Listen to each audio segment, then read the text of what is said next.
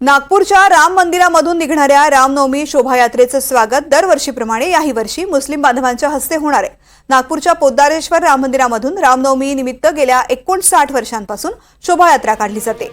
नागपूर शहरामधील मध्यवर्ती भागातून जाणाऱ्या या शोभायात्रेमध्ये दरवर्षी लाखो भाविक सहभागी होत असतात। यावर्षी सुद्धा या शोभायात्रेचा उत्साह असणार आहे। या संदर्भात आढावा घेतलेला आहे आमचे प्रतिनिधी प्रवीण मुधोळकर यांनी।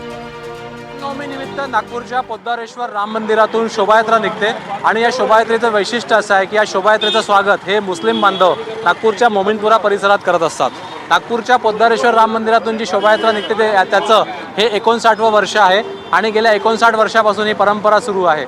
नागपूरमध्ये उद्या रामनवमीच्या निमित्तानं जेव्हा शोभायात्रा येईल तेव्हा या ठिकाणी मुस्लिम बांधवांच्या वतीनं स्वागत केलं जाईल आणि या ठिकाणी पाहू शकतो आपण की गेल्या 59 वर्षापासूनचं हे आयोजन जे आहे हे यावर्षीसुद्धा केलं जाणार आहे।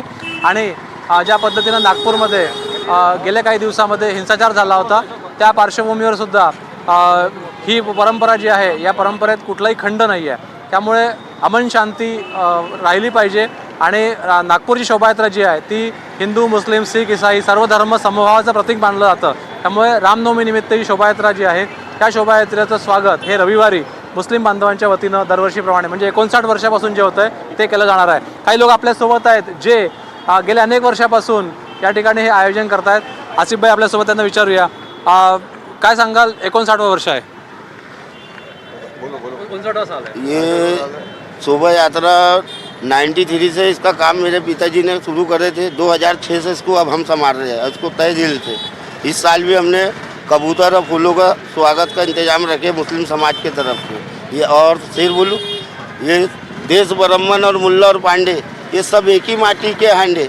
हिंदू मुस्लिम क्यों रखते हो दिल में इख्तियार, तुम अर्जुन की तीर बनो हम हैदर की तलवार। आओ घर घर पहुँचाए भाईचारगी का पैगाम, हिंदू मुस्लिम भाई भाई, हिंदू मुस्लिम भाई भाई।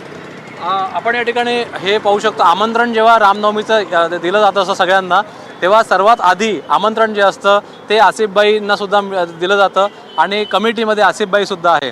त्यामुळे ही जी परंपरा आहे 59 वर्षाची ही परंपरा अशीच कायम आहे आणि यावर्षीसुद्धा या ठिकाणी स्वागत केलं जाणार आहे। आणखी सुद्धा या ठिकाणी सदस्य आपल्यासोबत आहे, सपूबाई आपल्यासोबत त्यांना विचारूया। सर, काय सांगाल? नागपूर पोलिसांना तुम्ही सांगितलं आहे की यावर्षीसुद्धा हे आयोजन होणार आहे। नागपुर पुलिस का बहुत अच्छा सहयोग है नागपुर शहर में। मुसलमान और हिंदू भाइयों के लिए जितना भी है जो यहाँ पे जो बंदोबस्त जो लगता है और बहुत सुकून शांति का अमन शांति के साथ सब काम होता है। यहाँ पे कोई भाई सारा इसमें भाईचारा कायम हम लोग का, ऐसे कोई तकलीफ हम सब मिलके बनाते हैं। मध्ये सुद्धा हिंदू मुस्लिम बांधव जे आहेत एकत्रित आले आणि एकमेकांना शुभेच्छा दिल्या। त्यामुळे हिंदू मुस्लिम एकतेचं प्रतीक आहे नागपूरच्या रामनवमी शोभायात्रा आणि या शोभायात्रेमध्ये उद्या लाखो नागरिक जे आहे ते सहभागी होणार आहे आणि त्याला पाहणार आहे। व्हिडिओ जर्नलिस्ट विनय शुक्लासह प्रवीण मुधोळकर, NDTV मराठी, नागपूर।